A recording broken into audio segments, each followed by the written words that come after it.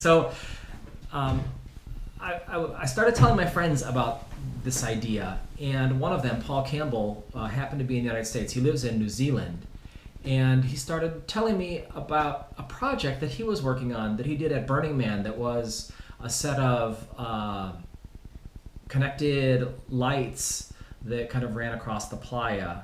And it turns out that a lot of technical people, a lot of techies think about making fireflies.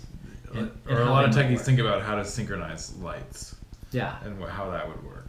Yeah. And so Paul thought about it and then said, "Oh, I know how to do that. I bet we could do it with this Texas Instruments chip."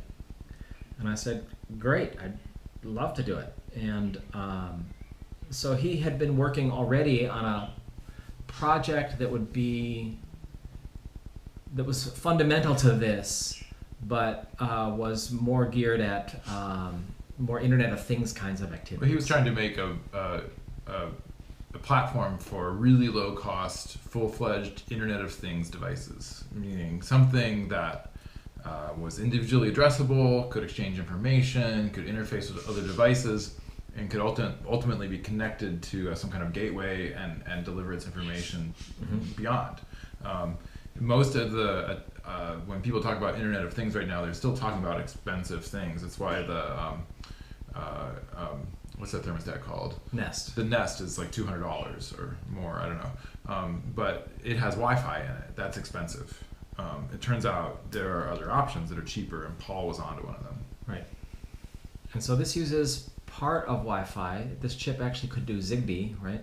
It could do Zigbee. Yeah, it's not Wi-Fi. It's here the technical 802.15.4 is the name of the media access layer. It's used by Zigbee. I'm pretty sure it's used by Bluetooth. It's used by Bluetooth Low Energy. We're just using raw 802.15.4 frames and putting our own data in them. So it was funny. Mark brought this project up to me a couple years ago now. I think just under 2 years ago. It would have been maybe June of the year before last. And I said, "Oh my God, I have also been thinking about this." And I had worked on it it would be 8 years ago now. I worked on some designs. I learned a lot about doing embedded. I hadn't done my own embedded devices before, and I pretty much learned how to make a bootloader. I didn't get very far. But I had spent quite a bit of time thinking about the algorithms, and so Mark introduced me to Paul, and Paul sent some developer hardware that looked like this. I put these little connectors on them to Mark, and Mark gave them to me, and I was thrilled. It was like my idea from 8 years before had fallen, fully formed out of the universe, but it needed software.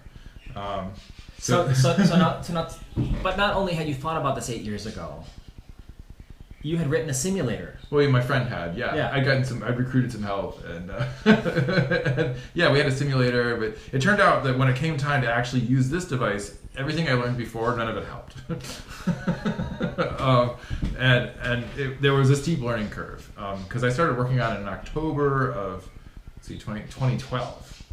I've been it's been a part-time project, and I've been doing this a little bit on the side for a long time. It'd be different if it was my day job, I guess, but I've been hacking on it a little bit at a time.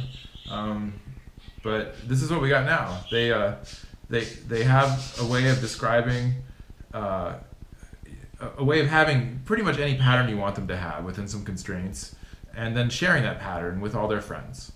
And there's other stuff we can do with it. We've only scratched the surface. But right now what we got is a toy that can blink a pattern and do it with all its friends.